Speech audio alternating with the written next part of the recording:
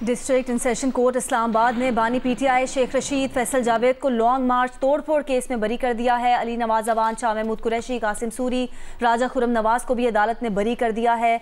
अरफा फिरोज जकी, नुमाइंदा जियो न्यूज़ हमारे साथ हैं, उनसे इस खबर की तफसील लेंगे। जी अरफा, क्या कहा गया है फैसले में? देखिए 2022 में जो वो लॉन्ग मार्च किया था पीटीआई ने, और उस दौरान जो मुख्तलिफ जो सियासी रहनुमा थे पीटीआई के और जो बानी पीटीआई थे, उनके खिलाफ मुख्तलिफ थानों में मुकदमा दर्ज हुए थे। तो उसमें एक तो थाना कोसार और थाना कराची कंपनी इस्लामाबाद के जो है वहाँ में जो मुकदमा थे उन पर आज दरख्वास्त बरियत पर आज जो है वो दलाइल हुए थे।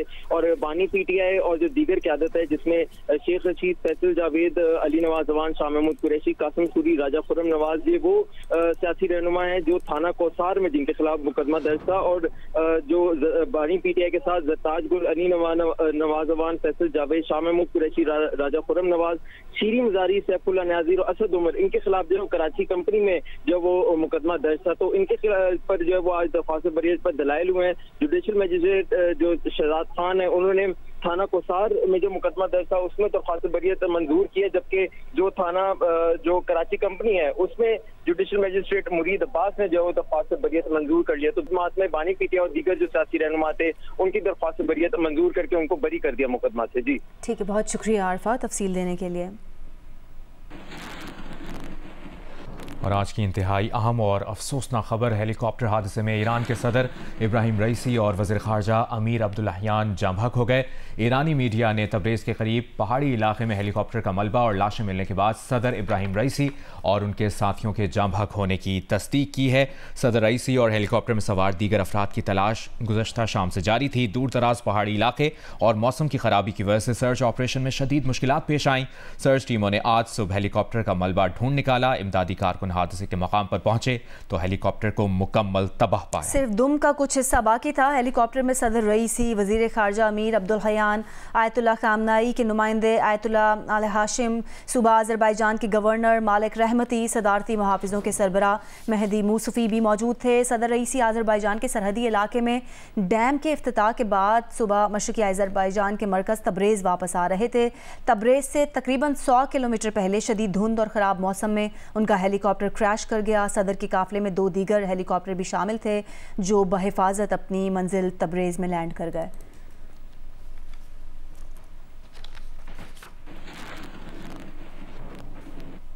हेलीकॉप्टर हादसे में सदर रईसी समेत अहम शख्सियात की वफ़ात पर ईरान सोग में है।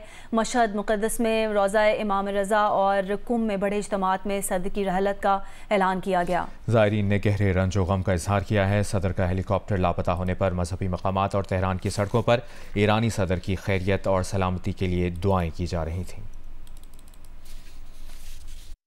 वज़ीर आज़म शहबाज शरीफ ने ईरानी सदर के हेलीकॉप्टर हादसे में जाम बहक होने पर सोग का ऐलान किया है। एहसान है तब्रेज़ पर सोग में कौमी परचम सरनिगू रहेगा। वज़ीर आज़म शहबाज शरीफ ने कहा है, जबकि सदर आसिफ अली भी ईरानी सदर की हादसे में वफ़ात पर सदमे और अफसोस का इजहार किया है। सदर मुमलिकत की ईरानी सदर, वज़ीर ख़ारजा और दीगर जाम बहक अफराद के सोगवारान से ताज़ियत की गई है। सदर मुमलिकत ने मुस्लिम उम्मा के लिए इब्राहिम रईसी की खिदमात को खिराज तहसीन पेश किया। सदर मुमलिकत ने यह भी कहा कि इब्राहिम रईसी फ़लस्तीनी कश्मीरी अवाम समेत मुसलमानों का दर्द रखते थे। आज पाकिस्तान एक अजीम दोस्त को खो देने पर सोगवार है। सदर ने कहा कि गुज़िश्ता माह हमें इब्राहिम रईसी की पाकिस्तान में मेज़बानी का एजाज़ हासिल हुआ। ईरानी सदर का इंतकाल ना सिर्फ ईरान बल्कि मुस्लिम उम्मा के लिए बड़ा नुकसान है। सदर मुमलिकत ने कहा कि इब्राहिम रईसी की खिदमत को ईरान, पाकिस्तान और आलम इस्लाम में याद रखा जाएगा। अल्लाह ताला ईरान के अवाम और इब्राहिम रईसी के अहल खाना को सब्र व इस्तकामत अता फरमाए। ईरान के सदर इब्राहिम रईसी और वज़ीर ख़ारजा अमीर अब्दुल्लाहियान जाम बहक हो गए। ईरानी मीडिया ने अब से चंद घंटों पहले इसकी तस्दीक की है और तब्रेज़ के करीब पहाड़ी इलाके में हेलीकॉप्टर का मलबा और लाशें मिलने के बाद सदर रईसी और उनके साथियों के जाम बहक होने की ईरानी मीडिया ने तस्दीक की है। और याद रहे गुज़श्ता शाम से ये हेलीकॉप्टर में सवार दीगर अफराद की तलाश का सिलसिला जारी था। दूर दराज पहाड़ी इलाके और मौसम की खराबी की वजह से सर्च ऑपरेशन में शदीद मुश्किलात पेश आईं। ईरानी सदर रईसी के हेलीकॉप्टर को सुबह मशरकी आज़रबाईजान के मरकज़ तब्रेज़ वापसी के दौरान ये हादसा आज पेश आया। जब वो आज़रबाईजान में डैम के इफ्तिताह के बाद वापस तब्रेज़ शहर की तरफ जा रहे थे। गुज़िश्ता रोज़ ईरानी मीडिया ने खबर दी थी कि 3 हेलीकॉप्टर्स के काफ़िले में शामिल ईरानी सदर के हेलीकॉप्टर को धुंध और ख़राब मौसम के बायस हार्ड लैंडिंग करना पड़ी है। मौसमियाती माहिरीन का कहना है कि खलीज बंगाल में रवां साल का पहला समंदरी तूफ़ान बनने का इम्कान है। जनूबी खलीजी बंगाल में हवा का कम दबाव बन गया है। मौसमियाती माहिरीन ये बताते हैं कि इन दिनों सतह समंदर के दर्जा हरारत मामूल से ज़ायद है और मामूल से ज़्यादा दर्जा हरारत हुआ हवा के कम दबाव की शिद्दत में इजाफे का सबब बन सकता है। मौसमियाती माहिरीन ने यह भी कहा है कि आइंदा 3 से 4 दिन में ताकतवर डीप डिप्रेशन में तब्दील हो सकता है। डीप डिप्रेशन का शिद्दत इख्तियार करके समंदरी तूफ़ान बनने का इम्कान है। समंदरी तूफ़ान के रुख और इसकी शिद्दत में आने वाले दिनों में वाज़ेह होगा। बिजली के बुनियादी टैरिफ में समाही और माहाना एडजस्टमेंट के बावजूद गर्दिशी कर्ज बढ़ने का रुझान बरकरार है। पावर डिवीजन ने रवां माली साल के 7 माह की गर्दिशी कर्ज की रिपोर्ट जारी कर दी है। इसकी तफसील जानते हैं सैफुर रहमान से। जी सैफ, बताइए।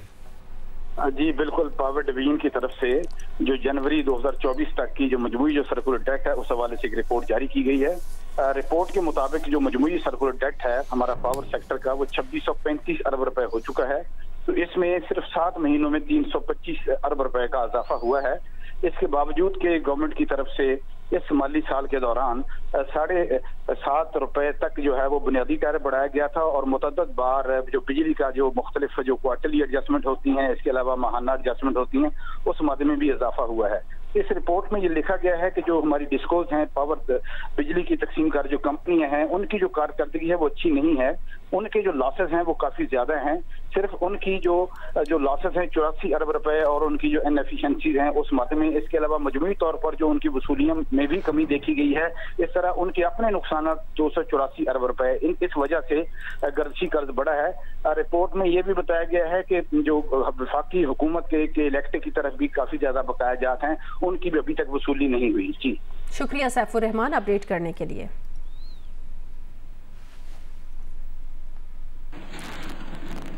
और अभी आपको बताएं किर्गिस्तान से पाकिस्तानी तलबा और तालिबात का तीसरा ग्रुप भी लाहौर पहुंच गया है। 170 तलबा और तालिबात का लाहौर एयरपोर्ट पहुंचने पर हुकूमती अरकान और अहल खाना ने इस्तकबाल किया।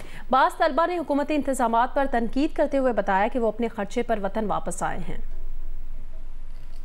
किर्गिस्तान के दारुल हुकूमत बिश्केक से तालिब इल्मों को लेकर तीसरी खुसूसी प्रवास रात 2 बजे के करीब लाहौर पहुंची। वफाकी वज़ीर इत्तलात और नशरियात अताउल्लाह तारड़ ने तालिब इल्मों का इस्तकबाल किया। तालिब इल्मों के अजीज़ व क़रीब की बड़ी तादाद भी एयरपोर्ट पर मौजूद थी। बाज़ तलबा ने हुकूमती इंतज़ामात पर तनकीद करते हुए कहा कि उनसे वहाँ किसी ने कोई तावन नहीं किया, वो अपने खर्च पर वतन वापस आए हैं। आज हम लोगों ने पे करके दिए ये फ्लाइट आई है, इसमें बिल्कुल हमें वहाँ से एक्सपेंसिव टिकट मिली है, नॉर्मल प्राइस से भी आप टिकट मिली है। वफाकी वजीर अताउल्लाह तारड़ का कहना था कि तुलबा खौफजदा हैं, उन्हें हर तरह की तसल्ली दी है। वजीर आजम की खुसूसी हिदायत पर उन्हें घरों तक पहुँचाने के इंतजाम किए गए हैं। 4 तलबा खैबर पख्तूनख्वा के रिहायशी हैं, उनके लिए भी इंतजाम किए जा रहे हैं।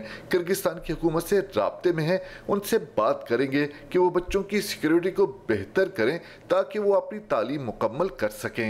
उनसे बात करेंगे कि ये हमारे बच्चे यहाँ ये वापस तब जाएंगे जब वहाँ पे कोई सिक्योर इन्वायरमेंट पैदा होगा। उन्होंने हमें यकीन दहानी कराई है कि माहौल बेहतर है, अमन वापस लौट गया है, रूटीन के मुताबिक हालात हो गए, मगर फिर भी इक्का दुक्का वाक़यात कभी रिपोर्ट होते हैं। तो वज़ीर आज़म साहब की हिदायत के मुताबिक हमारी कोशिश होगी कि तमाम स्टूडेंट को फैसिलिटेट किया जाए।